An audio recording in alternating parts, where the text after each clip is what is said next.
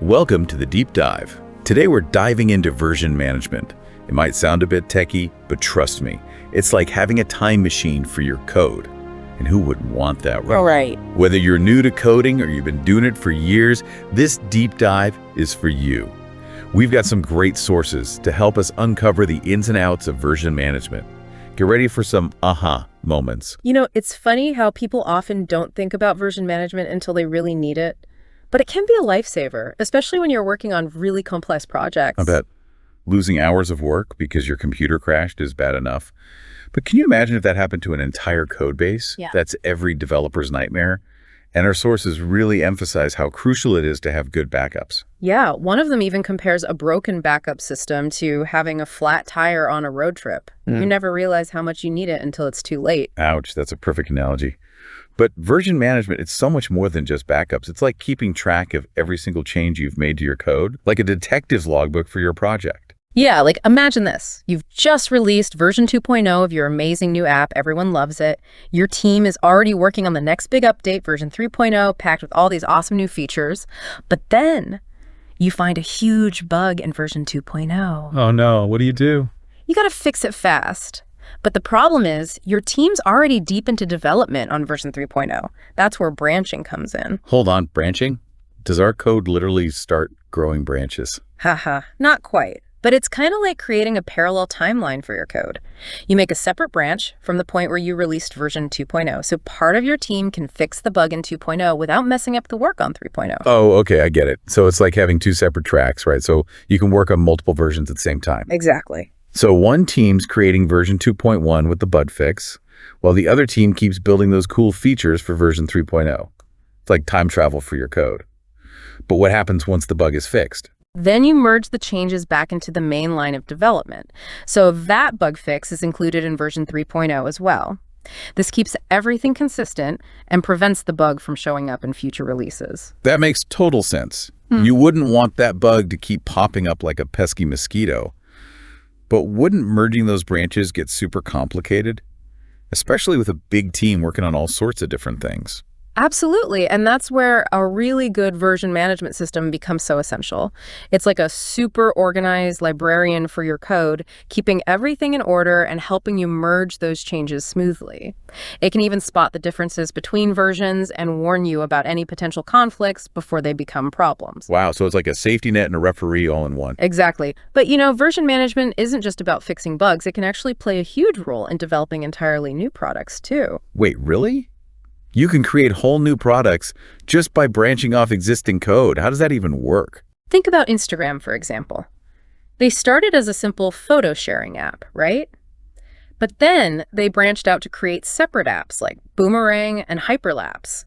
Those new apps share some of the underlying code with the original Instagram app, but they've evolved into totally separate products with their own unique features. Oh, I see. So it's like starting with a basic recipe and then branching out to create variations with different flavors and ingredients. I'm starting to get hungry. But seriously, how do you keep track of all these different branches and versions? Doesn't it get confusing? Yeah, that's why it's super important to have a clear understanding of some key terminology. We got to talk about things like product, deliverable, and version. Okay, let's dive into the vocabulary of version management then. Okay. I think I have a general idea of what those terms mean, but I'm guessing there's more to them than meets the eye. You got it.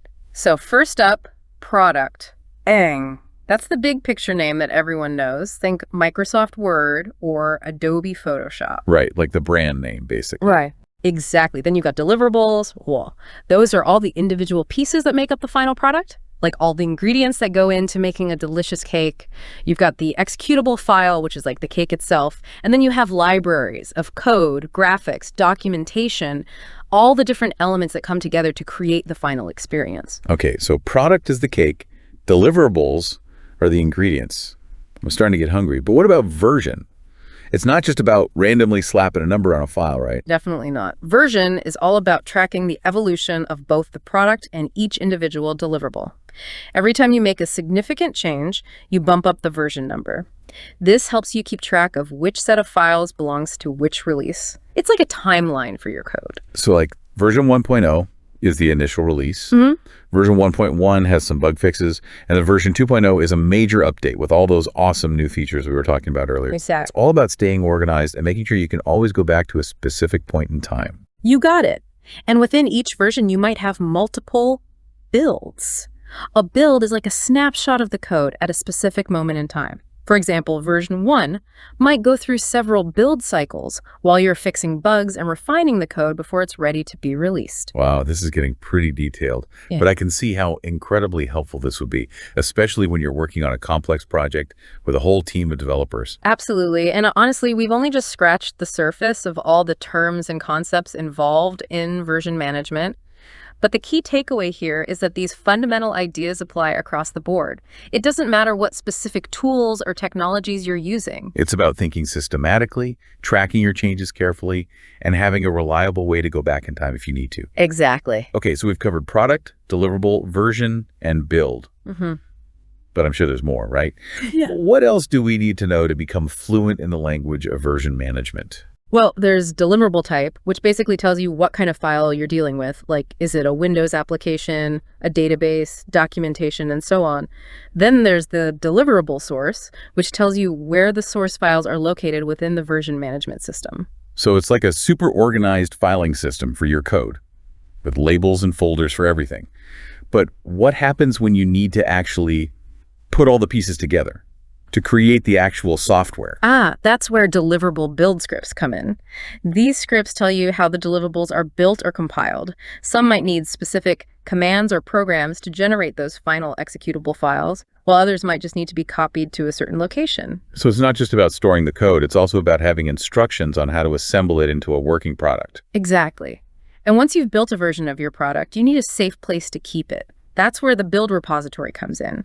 It's a secure storage location for all those precious builds, neatly organized by version, ready to be accessed when you need them. Okay, I'm starting to see how all these pieces fit together. We've got products made up of deliverables, each with their own version and build history. And it's all neatly stored and managed within a system that tracks every change and helps us merge those changes smoothly. It's like a well-oiled machine for software development. That's a great way to put it. And the best part, this system isn't just for big teams or complex projects. Even if you're working on a personal project by yourself, version management can save you so much time and frustration. Really? Even for someone like me who just codes for fun in their spare time. Absolutely. Think about it. Have you ever accidentally deleted an important piece of code? Or made a change that totally messed up your program? Oh yeah, totally. Well, with version management, you can easily go back to a previous version of your code and undo those mistakes. Now, that's a feature I could definitely use, especially when I'm coding late at night and my brain starts to melt. Exactly. And here's a real-world example from one of our sources.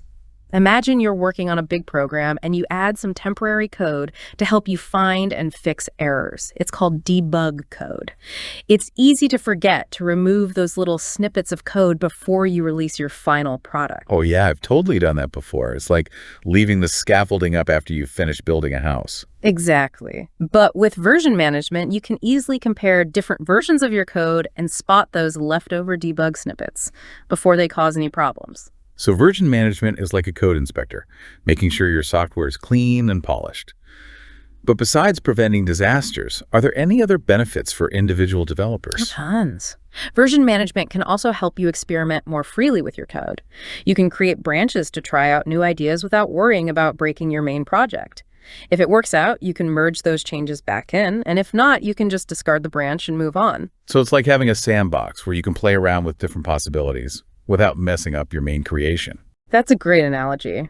And of course, for teams working on large, complex projects, version management is even more essential. That makes sense. You'd need a way to coordinate the work of multiple developers and make sure they don't accidentally overwrite each other's changes. Exactly. Version management provides that coordination and helps teams work together smoothly and efficiently. Well, I'm definitely starting to see the value of version management. Whether you're a solo coder or part of a big team, it's like having a superpower that lets you manage complexity, prevent mistakes, and experiment freely with your code. Let's just take a quick recap of what we've learned so far. Sounds good. So we've covered the importance of backups and how version management takes that concept to a whole new level, letting us track every single change made to our code, We've explored the magic of branching, which allows us to work on different versions of our software simultaneously. And we've even touched on how branching can lead to the creation of entirely new products from existing code. Plus, we've started to decode the language of version management, learning key terms like product, deliverable, version, and build. And we've seen how these concepts can benefit both individual developers and teams, providing a safety net, a platform for collaboration, and a framework for managing the complexity of software development. Exactly. Version management is crucial for any serious software developer, and that investment in learning and using a good system will definitely pay off over time. So it's like any valuable tool. You need to learn how to use it effectively, but once you do, it makes your work faster, easier, more enjoyable overall. But I'm curious, we've talked about benefits for individual developers and teams. Are there any bigger picture impacts? Like, does version management affect the software industry as a whole? That's a great question, and the answer is definitely yes. It has played a big role in shaping how software is developed and distributed today. It's made things more collaborative, faster release cycles, higher quality software. Wow, that's pretty amazing. So it's not just about saving individual developers from those coding headaches. It's actually influencing how software is built and used worldwide. And this collaborative approach, it's spreading to the commercial software world too. Companies are embracing those open source principles, using version management tools to foster more collaboration within their own teams. So it's like a shift in the culture of how software is developed, moving away from like these siloed approaches and towards a more open and collaborative way of doing things. Precisely. And that has really changed how fast things move in the software industry. Version management tools let developers experiment more, iterate more quickly, and release updates more often. So it's like speeding up the evolution of software. New features and improvements can emerge at a much faster pace. And that faster development cycle has also led to higher quality software. Developers can easily track down bugs, revert to previous versions if they need to, just making sure the software is always stable and ready to go. So it's like a safety net and a quality control system, all in one. Well, I feel like we've covered so much in this deep dive. Yeah, it's been a journey through version management. It really has. I think we're ready to wrap things up for today and leave our listeners with some final thoughts to chew on. Sounds good. What do you want them to take away from today's episode? I think the most important takeaway is that version management, it's not just some technical thing. It's a whole philosophy. It can change the way you develop software. It's about being more organized, collaborative, efficient with your coding. It's about having the confidence to experiment, knowing you can track down and fix those bugs, and having that peace of mind, knowing you can always go back in time if you need to. That's a great way to put it. It's about giving developers the power to do their best work, both individually and as a team. Exactly. And as we've seen, version management has really changed the software industry, made it more collaborative, faster release cycles, better quality software. So whether you're coding solo or part of a big team, I really encourage you to explore the world of version management and see how it can help you build better software and bring your ideas to life. So as we wrap up this deep dive, I want to leave you with a question. What kind of time machine functionality would be most helpful to you in your work? Is it recovering lost code, tracking down bugs, collaborating more effectively with others? That's a great question to think about. And remember, no matter what you need, there's a version management system out there that can help you make it happen. So keep exploring, keep learning, and keep those versions managed.